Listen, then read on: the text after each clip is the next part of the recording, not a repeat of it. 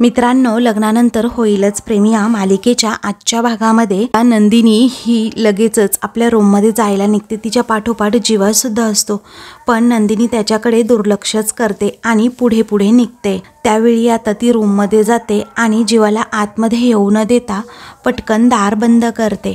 तेव्हा जीवाच्या हातात ते आनंद निवासचं मॉडेल तसंच असतं आणि त्याला खूप वाईट वाटतं की नंदिनीने माझ्या तोंडावर दार बंद केलं। तर नंदिनी दार बंद करून आतमध्ये एकटीच बिचारी खूप रडू लागते। तर आता बाप्पाची प्रतिष्ठापना झाली तेव्हापासूनचे सर्व क्षण आता नंदिनीला आठवू लागतात की जीवा कशा प्रकारे मला मदत करत होता। अगदी स्वतःचं हक्काचा आनंद निवास असल्यासारखं सगळ्यांमध्ये मिळून मिसळून गेला होता। विसर्जनापर्यंत त्याने अजिबात कोणत्याही परिस्थितीत माझी साथ सोडली नाही। इकडे जीवासुद्धा बाहेर तसाच उभा असतो। ॲक्च्युली त्याचीही काही चूक नसते। तो आता ती मॉडेल हातात घेऊन तसाच त्याच्याकडे बघत राहतो आणि त्याला आठवतं की जेव्हा मी छातीवरचा टॅटू जाळला होता तेव्हा कशा प्रकारे नंदिनीने अगदी मनापासून माझी सेवा केली होती आणि मला लवकरात लवकर बरं सुद्धा तिच्यामुळेच वाटलं होतं। आणि आत्तापर्यंत नंदिनीने त्याच्यासाठी काय काय केलं हे सगळं आता त्याला आठवत असतं आणि म्हणूनच तो आता एकदम रडू लागतो। त्याला खूप वाईट वाटलेलं असतं, पण त्याचा आता नाईलाज असतो। आतमध्ये नंदिनी ही रडतच आरशामध्ये पाहते आणि तिला आता स्वतःचं अस्तित्व हरवल्यासारखंच वाटतं। तर बाहेर आता जीवा ते मॉडेल घेऊन हातात तसाच उभा असल्यामुळे त्याला आता आठवतं की कशा प्रकारे नंदिनीने हे सगळं तोडून टाकलं। त्याचबरोबर आतमध्ये नंदिनी आपल्या कपाळावरची टिकलीच काढून फेकते। तेथे असणाऱ्या सर्व वस्तू अस्ताव्यस्त फेकते। तेथे एक काहीतरी कुरिअर पडलेलं असतं, ते कुरिअर ती फाडून टाकते आणि खूप रडत असते, कारण आता आपल्या अगदी जवळचं असलेलं आनंद निवासच आपल्या हातातून गेलं असं सारखं तिच्या मनात येत असतं आणि त्यामुळेच ती प्रचंड दुखावलेली असते। आणि हे सगळं फक्त एका व्यक्तीमुळे, ते म्हणजे जीवामुळे। आणि आपल्या जवळच्याच व्यक्तीने आपल्याला एवढं मोठं दुःख दिलंय, यापेक्षा मोठं दुःख कोणतं नसूच शकतं, अशा नंदिनीच्या मनामध्ये भावना येतात। ती तेथेच बेडच्या बाजूला बसते आणि आपली रडू लागते। इकडे आता बाहेर जीवा हा दरवाजाजवळ बसतो आणि एकदम विचार करत राहतो आणि त्याच्याही डोळ्यात पाणी येतं। त्यानंतर आता नंदिनीला मुळे खूप काही भोगावं लागते असं जीवाला वाटतं आणि तो ताडकन उठतो, आपला कोट हातात घेतो आणि लगेचच बाहेर जायला निघतो। तर मिथून आता बाहेर असतो। मिथून म्हणतोय, जीवा थांब, अरे जिगरी दोस्ता, एका घरात राहून आपली भेट होत नाही। अरे आय डोंट लाईक धिस। एवढा बिझी कसं झालास रे तू बाळा, मला कळतच नाही। जीवा अगदी रडक्या आवाजातच म्हणतो की काका बिझी मी नाही, अरे तू जास्त बिझी झालास। मग आता मिथून म्हणतो, हो रे बाबा, मी झालोय जरा बिझी, कारण 2-3 बिझनेसच्या आयडिया माझ्या मनात आहेत ना, डोक्यात आहेत, त्यामुळे प्रत्यक्षात उतरवण्यासाठी प्रयत्न करतोय। मग त्यासाठी याला भेटायचं त्याला भेटायचं, धावपळ सुद्धा होते ना मग माझी खूप। मग म्हणजे मदतीचा हात कुणीतरी मला देईल असं वाटतं रे नेहमी। तेव्हा मदतीचा हात आहे की तो खाली ओढणारा हात आहे हे नक्की बघून घे, हा नीट पडताळून बघ, चांगलं व्यवस्थित बघ, असा आता जीवा मिथूनला सल्ला देतो। तेव्हा मिथून म्हणतो, हो बाळा, तुझंही बरोबर आहे। अरे लहान मुलाला आपण जेव्हा घास भरवतो, अरे आपण किती सहजपणे त्याला घास भरवत असतो, पण असं ते सहज नसतं। तो तोंड उघडतो की नाही हे अगोदर बघतो आणि मग भरवतो ना घास। आणि कसं आहे ना, आपण तर शिकले सवरलेले अगदी एज्युकेटेड माणसं आहोत आणि आपण असं दुर्लक्ष करून चालणार नाही या गोष्टींकडे। कारण कसं असतं ना जीवा, या जगात माणसं साधी सरळ नाही आहेत। आपण कुणाकडूनही मदत घेताना किंवा कुणालाही मदत देताना आपल्या अनुभवातून आपण काहीतरी ऑलरेडी शिकलेलो असतो, तरच मदत स्वीकारतो किंवा तरच समोरच्याला मदत करतो। आणि आता तुला म्हणून एक उदाहरण सांगतो, तुला तर महाभारत माहिती आहे, त्याचबरोबर शकुनी मामा सुद्धा माहिती आहे, युधिष्ठिर सुद्धा माहिती आहे। पण आता शकुनी मामाने काय केलं आणि त्या काळी मामाने कशा प्रकारे आपल्या भाच्याचा केसाने गळा कापला, ही सगळी महाभारतातली गोष्ट आता मिथून जीवाला सांगतो। तेव्हा जीवालाही समजतं आपल्या बाबतीत असंच काहीतरी झाले।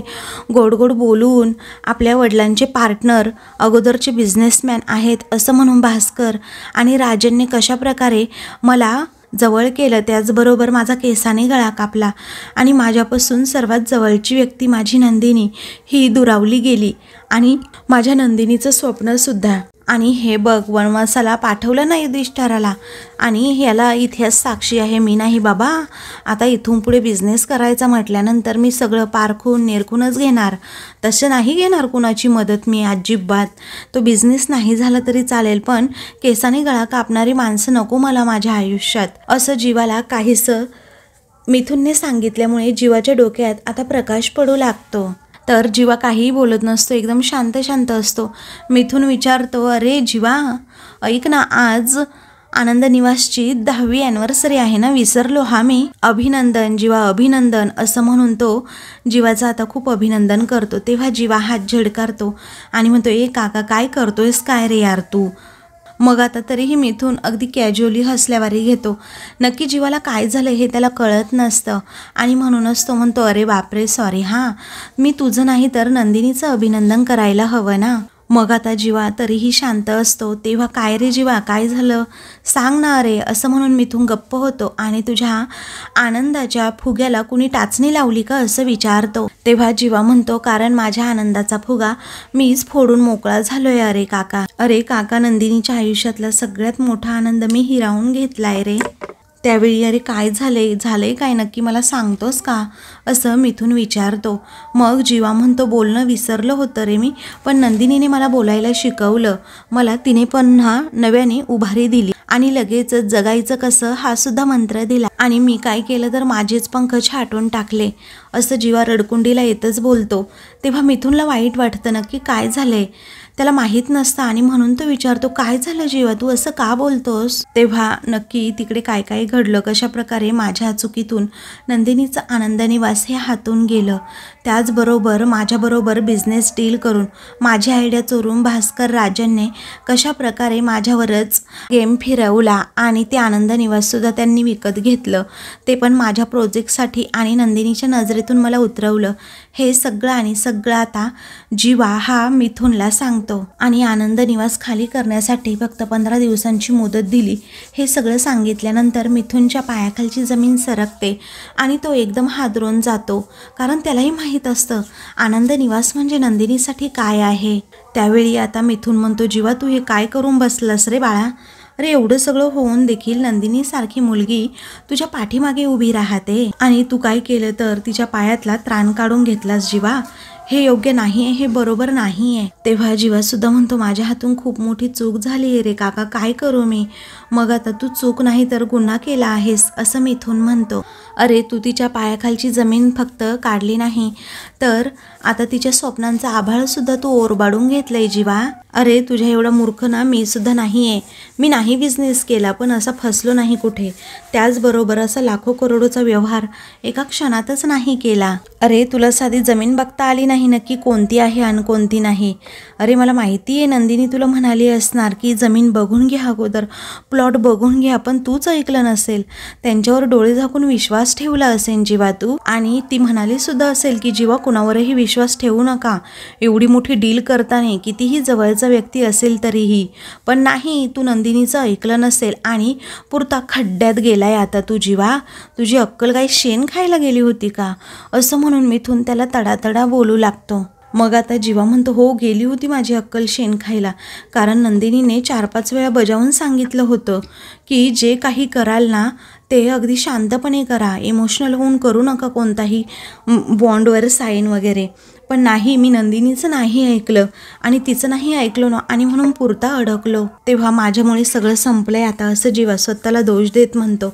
मिथुन म्हणतो, अरे संपलं नाही, संपवलं तू. तिच्या आनंद निवासमधली माणसं तू उघडी पाडलीस रे जीवा. आता या सगळ्यांचा शिव्याशाप ना तिला मिळणार आहे फक्त तुझ्यामुळे जीवा, आणि तिचं नाव तुझ्यामुळे खराब होणार आहे, त्याचं पाप तिला लागणार आहे. तुला कळतंय का जीवा. जीवा म्हणतो, पण माझा हेतू तसा नव्हता रे, तुला तर माहीत आहे ना त्यांनी फसवलंय मला, पण माझ्यामुळे ना मी तिच्या माणसांना असं उघड्यावर नाही येऊ देणार, कारण आजवर त्यांनी ना अगदी डोळे झाकून तिच्यावर विश्वास ठेवलाय. तसाच विश्वास त्या सगळ्यांच्या मनात नंदिनीबद्दल कायम राहायला हवा। तेव्हा हो का, काय करणार काय आहेस तू, असं आता मिथून विचारतो। तेव्हा जीवा म्हणतो वाटेल ते करेन, पण अजिबात असा शांत नाही बसणार मी, कारण ज्यांनी हे केलंय ना त्या एकेकाची जाऊन मी ना आता कॉलरच धरणार आहे। तेव्हा मिथून म्हणतो जीवा मी तुझ्या पाया पडतो, पण आता ना काही वेगळं करू नकोस रे तू, असं म्हणून तो जीवाच्या अक्षरशः हातापाया पडतो की कोणताही गोंधळ यापुढे घालू नकोस। मग आता मिथून म्हणतो जीवा तुझं काही खरं नाही रे, तुझ्यापेक्षा माझी ती पिहू आहे ना ती अगदी लाखपट हुशार आहे, समजलं। अरे 1000 रुपयाची वस्तू घ्यायची असेल ना तर 1000 प्रश्न ती समोरच्याला विचारत असते। अरे करोडोची जमिनीचा तू व्यवहार करायला गेला तेव्हा तू कसा आंधळ्याने विश्वास ठेवला, तुला वाटलं नाही का तेव्हा काहीतरी त्या भास्कर काकाला विचारावं की आपण अगोदर जमीन बघूयात आणि मग नंतर व्यवहार करूयात, तुझी अक्कल ना खरंच शेण खायला गेली होती हा। तेव्हा जीवा म्हणतो मला नंदिनी म्हणाली होती सतत काका काका करून त्यांच्यावर विश्वास ठेवू नका आंधळेपणाने, आणि तिने हेही सांगितलं होतं की नातं आणि व्यवहार नेहमी वेगवेगळ्या ठिकाणी ठेवा, पण मी नाही ऐकलं रे तिचं आणि पुरता अडकून पडलोय आता। अरे नंदिनीने आजपर्यंत तुला किती सपोर्ट केला, तिने तुझ्या स्वप्नांची कधीही खिल्ली उडवली नाही, नेहमी अगदी तुझ्या पाठीमागे ती उभी राहिली, तू जे म्हणशील त्याला हो हो म्हणत गेली आणि तरीही तू तिला एवढं दुःख दिलंस। अरे इतरांच्या बाबतीत ते चित्र वेगळं असू शकतं आणि ते आहे, आणि तेच चित्र ना माझ्या बाबतीत सुद्धा आहे, कारण मी एवढे प्रयत्न करतोय, एवढं काय काय करायला जातोय, आणि माझी बायको आहे ना मंजू ती माझ्या पाठीमागे नाही कधी उभी राहत, ती माझ्या कामाची ना भंकस करत असते, माझ्या मुलींसमोर ती माझा अपमान करते, ना करता नवरा ना करता बाप असं म्हणत असते। अरे माझ्या मुलीसमोर लेकरा बाळांसमोर माझी बायको जर माझा अपमान करत असेल तर काय वाटत असेल रे माझ्या जीवाला, असं म्हणून तो आता मंजू आणि नंदिनी मधला फरक सांगत असतो। अरे नंदिनीच्या रूपानं तुझ्या अंगणामध्ये चाफ्याचं झाड उगवलंय आणि ते झाडाची फुलं वेचायची सोडून तू त्या झाडाच्या मुळाची माती काढायला लागलास जीवा। तेव्हा जीवा आता म्हणतो नाही काका सगळी चूक ना माझी आहे, मी नंदिनीला ना ॲक्च्युली खरंच खूप खोलवर जखम दिली आणि आता त्याचा इलाज सुद्धा मीच करणार आहे। मिथून विचारतो कसा रे जीवा, कसा करणार आहे? जीवा म्हणतो मी आता त्या इन्व्हेस्टरला भेटायला चाललोय, आता काहीही करेन, त्याच्यासमोर हात जोडेन अन पाया सुद्धा पडेन आणि त्याच्यासमोर नाक सुद्धा घासेन, पण माझ्या नंदिनीला ना तिचा आनंद निवास मी पुन्हा मिळवून देईन। तेव्हा मिथून म्हणतोय जीवा बाबा आता वेगळं ना काहीतरी करायला जाऊ नकोस, आता जे काही घडलं ना ते विक्रम दादाच्या अगोदर ना तू कानावर घाल, ते नक्कीच काहीतरी मार्ग काढतील यातून। तेव्हा जीवा म्हणतो नाही काका, कारण बाबांना जर हे कळलं ना तर पुन्हा एकदा माझ्या नावावर वेगळा शिक्का बसेन, पण तेव्हा मी नाही काही करू शकत। तेव्हा आता जीवाचा या गोष्टीसाठी स्पष्टपणे नकारच असतो, त्यामुळे तो आता म्हणतो ऐक ना काका, मी हे नंदिनीला जखम दिली आहे ना आणि आता त्यावर फुंकर सुद्धा मीच घालणार, आणि जग इकडचं तिकडं झाले ना तरीही चालेल, पण नंदिनीला तिच्या चेहऱ्यावरचा आनंद मी पुन्हा एकदा मिळवून देणार म्हणजे देणारच, असं म्हणून तो तेथून जातो। तर मिथून भलताच टेन्शनमध्ये येतो। तर आता दुसरीकडे नंदिनी तयार झालेली असते, तेवढ्यातच कुणीतरी दार ठोठावतं, मग नंदिनी दार उघडते तर समोर मानिनी असते, आनंद निवासचं मॉडेल ते तुटलेलं तिच्या हातात असतं। तेव्हा नंदिनी म्हणते आई या ना, मग मानिनी आतमध्ये येते आणि म्हणते काय गं हे असं आनंद निवासचं मॉडेल बाहेर का ठेवलं? ती म्हणते मी नाही ठेवलं हो आई, जीवांनी ठेवलं असेल। ती म्हणते ठीक आहे जीवाने ठेवलं असेल, पण असं बाहेर का ठेवलं? मग आता ते तुटलं ना म्हणून त्यांनी तसं ठेवलं असेल, बाजूला टाकून द्यायला, असं नंदिनी पुन्हा म्हणते। त्यावेळी मानिनी म्हणते अगं पण मला जीवाकडून ही अपेक्षा नव्हती, तो जोडेल असं मला वाटलं होतं। तेव्हा नंदिनी तिच्याच विश्वात असते आणि म्हणते आता ते जोडून तरी काय उपयोग आहे? तेव्हा मानिनी विचारते म्हणजे असं का म्हणतेस तू? तेव्हा नंदिनी म्हणते नाही म्हणजे ज्या कामासाठी त्यांनी हे मॉडेल बनवलं असेल ते काम तर झालंय आता। मग आता मानिनी म्हणते हो ठीक आहे ना, काम झालेलं असेल तुटलेलं असेल तरीही या सगळ्याकडे दुर्लक्ष करेल असा नाही आहे ना आपला जीवा, कारण नंदिनी मी तुला म्हणाले ना अगं तुटलेलं जोडता येतं माझ्या जीवाला। आता तुला सांगू लहानपणी जेव्हा पार्थ आणि जीवा हे दोघेही खूप भांडायचे आणि मस्ती करायचे ना, आणि एखादी वस्तू जेव्हा जीवाच्या हातून तुटली ना तेव्हा तो सुद्धा अगदी प्रेमाने जोडून आणि जपून ठेवायचा, आणि या आनंद निवासचं मॉडेल सुद्धा तो जोडेल अगं नंदिनी, आणि जपूनही ठेवेल बघ, मला पूर्णपणे आहे खात्री, असा जीवावर असणारा विश्वास हा मानिनी नंदिनीला आता बोलून दाखवते, तर नंदिनीला जीवावर काडी मात्र ही विश्वास काही आता राहिलेला नसतो. दुसरीकडे पार्थ मात्र आता रस्त्याने चाललेला असतो. त्याची नजर फक्त आणि फक्त काव्याला शोधत असते, पण त्याला काव्य कुठेच आता दिसत नसते. त्यामुळे आता पार्थ एकदम खचून गेलेला असतो. काव्याबरोबर घालवलेले सर्व क्षण, सर्व प्रसंग आता त्याला आठवू लागतात. तिने त्याच्यासाठी काय काय केलं हे सगळं आठवताना आता पार्थला त्रास होत असतो, कारण काव्याचा कुठेही पत्ता लागत नसतो. काव्याचं ते हसणं, काव्याचं इमोशनल होणं, काव्याचं ते नटखट वागणं, सगळं काही आता त्याला आठवत असल्यामुळे तो एकदमच तिच्यामध्ये हरवून गेलेला असतो. आता पार्थला असं होत असतं की कधी एकदा काव्य मला दिसेल. काव्याची आतुरतेने वाट बघत बघत ती कुठे दिसते की नाही हे पाहत पाहत पार्थ बिचारा उन्हातानातून रस्त्यावरून वेड्यासारखा फिरत असतो. अगदी काव्यासाठी तो वेडापिसा झालेला असतो. तिच्याबरोबर घालवलेला आत्तापर्यंत प्रत्येक क्षण आणि क्षण त्याला आठवत असतो. पण काव्या कुठेच न दिसल्यामुळे त्याचा सारखा सारखा हिरमोड होत असतो. तर आता दुसरीकडे मानिनी नंदिनीला विचारते, काय ग जीवा कुठे गेलाय? तेव्हा नंदिनी म्हणते नाही माहीत. तेव्हा मानिनी विचारते, माहीत नाही म्हणजे असं कसं बोलू शकतेस तू नंदिनी? तेव्हा नंदिनी म्हणते, ते कुठे काय सांगून जातात मला. तेव्हा मानिनीला आता वाईट वाटतं आणि म्हणते, हे कार्ट खूप लहरी आहे. मला असं वाटतं मित्रांचा वगैरे फोन आला असेल, म्हणूनच हे मॉडेल वगैरे असं बाहेर ठेवून गेला असेल. आता मला माहिती आहे नंदिनी, हा जीवा असा अल्लड आहे, असा लहरी आहे, पण तू समजून घेशील ना ग नंदिनी? अगं हळूहळू का होईना, तू त्याला ताळ्यावर आण, अशी अपेक्षा आता मानिनी नंदिनीकडून ठेवते. तेव्हा नंदिनी आता एकदम शांत होते. तेव्हा मानिनी सतत तिला विचारते, काय ग आणशील ना माझ्या लेकाला ताळ्यावर? ती कशी बशी हो म्हणते. मग आता मानिनी म्हणते, सॉरी नंदिनी, जिथे नकाराची अपेक्षा नसते तिथेच काहीतरी मागण्याची इच्छा होती अगं माझी. आणि तुला एक मनापासून सांगू का, या घराची सगळी जबाबदारी फक्त तुझ्यावर आहे. तूच हे घर सावरू शकते आणि सांभाळू शकते.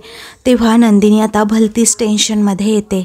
तर दुसरीकडे जीवा आता त्या राजनला म्हणत असतो, सर ऐकून घ्या, अहो माझ्या आयुष्यातली ही एक फक्त डील नाही आहे, तर विश्वाससुद्धा आहे. अहो एखाद्यासाठी जीवन मरणाचा प्रश्न असतो तितका मोठा आहे. माहिती आहे सर, व्यवहार एका जागी आणि नाती दुसऱ्या जागी असतात, परंतु सर अहो तुमच्यासाठी सुद्धा एखादा हळवा कोपरा किंवा एखादी दुसरी नस असेलच की त्या बाबतीत तुम्ही ते बिझनेसमध्ये आणाल तरी कसं? तेव्हा तो राजन आता गाडीजवळ जातो आणि थांबत जीवाला सांगतो, हो बिझनेस करताना मी कोणतीही नाती आणि कोणताही व्यवहार आणत नाही मध्ये. आणि दुसरी गोष्ट म्हणजे तुमची नाती, तुमच्या मनाचे हळवे कोपरे, याचा सगळ्याचा विचार मी का करायचा? आणि तुमच्या आयुष्यातला हा भावनिक गुंता मी तरी का सोडवायचा? आणि तुला सांगू, माझा याच्याशी काहीही संबंध नाहीये. तेव्हा जीवा म्हणतो, करेक्ट आहे सर, करेक्ट आहे. अहो तुमचा तसा काही संबंध नाहीये, पण माझे संबंध बिघडू नयेत म्हणून मी तुम्हाला भेटायला आलोय. त्यामुळे तुम्हाला रिक्वेस्ट करतोय सर मी, प्लीज तुम्ही आनंद निवासचं डील मागे घ्या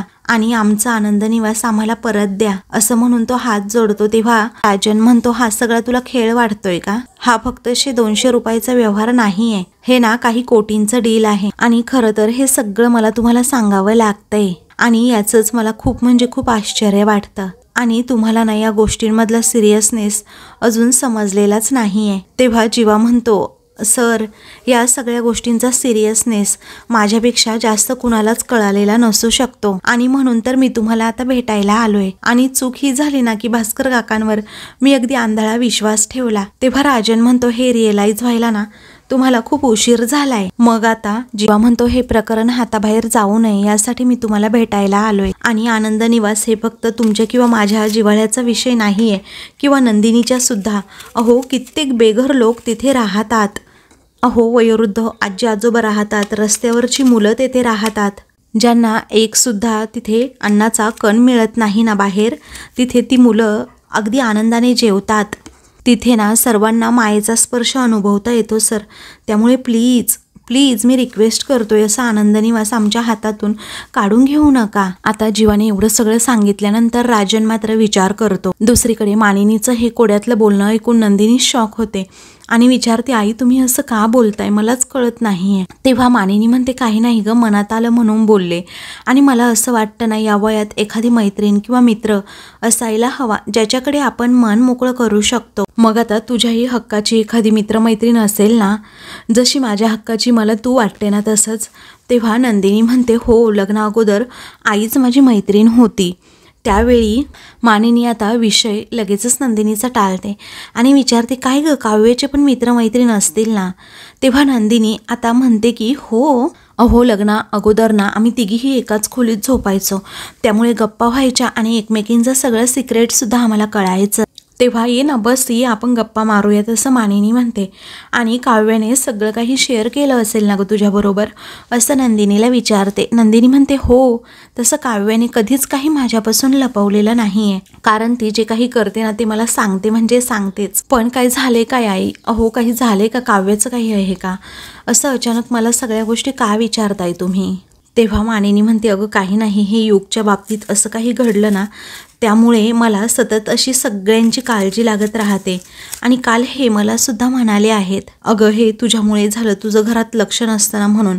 आणि हे युग काव्या हे दोघे कसे अगं कॉलेजला जातात ना अजून, ती मुलं बोलत नाहीत ग, काही मनाला येईल ना तसं करून टाकतात, तसंच वागतात. आता युगची मी आई आहे पण त्याने कधीही काही गोष्टी माझ्याबरोबर शेअर केल्या नाहीत. मग पाहिलं ना तुझ्याजवळ शेअर केलं. आणि काव्य तर तुझी बहीण आहे, मग तिने काही गोष्टी तुझ्याबरोबर शेअर केल्याच असतील ना. म्हणूनच मी विचारलं की काव्याचे मित्र मैत्रीण कोण आहे हे तुला माहीत असेल. नंदिनी म्हणते हो, ऑलमोस्ट सगळे माहीत आहेत. तेव्हा नंदिनी म्हणते एक अनिशा जवळची मैत्रीण आणि दुसरी जीविका. तेव्हा जीविकाचं नाव घेतल्यानंतर दोघींनाही आता प्रचंड असा धक्काच बसतो. दोघीही आपापल्या परीने जीविका या शब्दाचा अर्थ अनर्थ लावू लागतात. मित्रांनो, पुढील भागामध्ये अनिशा आणि काव्य लायब्ररीमध्ये असतात. अचानक तिथे आग लागते. काव्याने आता जे ट्विन वॉचेस असतं ते काढून ठेवलेलं असतं. मग काव्य जोरात ओरडते की माझं घड्याळ आतमध्ये राहिलंय. त्यावेळी अगं तिथे आग लागली आणि तुझा काही जीव चाललाय त्या घड्याळासाठी, असं अनिशा म्हणते. तेव्हा पार्थ देशमुखांनी मला ते घड्याळ दिलंय, मी असं आतमध्ये नाही ठेवू शकत ते, असं काव्या म्हणते. तर दुसरीकडे आता पार्थ घरी येतो आणि नंदिनी व मानिनीला सांगत असतो काव्य जेन्युइन आहे, प्रामाणिक आहे, म्हणून आवडतात मला. तेव्हा मानिनी म्हणते दिसते तशी नाही रे काव्य, तुला कळत नाही का. तेव्हा आता नंदिनी विचारते म्हणजे, मग आता तिच्या अफेअरबद्दल मानिनी सांगणार. तेवढ्यातच पार्थला आता फोन येतो अनिशाचा. फोनवरचं बोलणं ऐकून पार्थला प्रचंड धक्का बसतो, तर मानिनीचं बोलणं अर्धवट राहतं. अशाच मालिकेंची पुढील भाग पाहण्यासाठी चॅनलला सबस्क्राईब करा.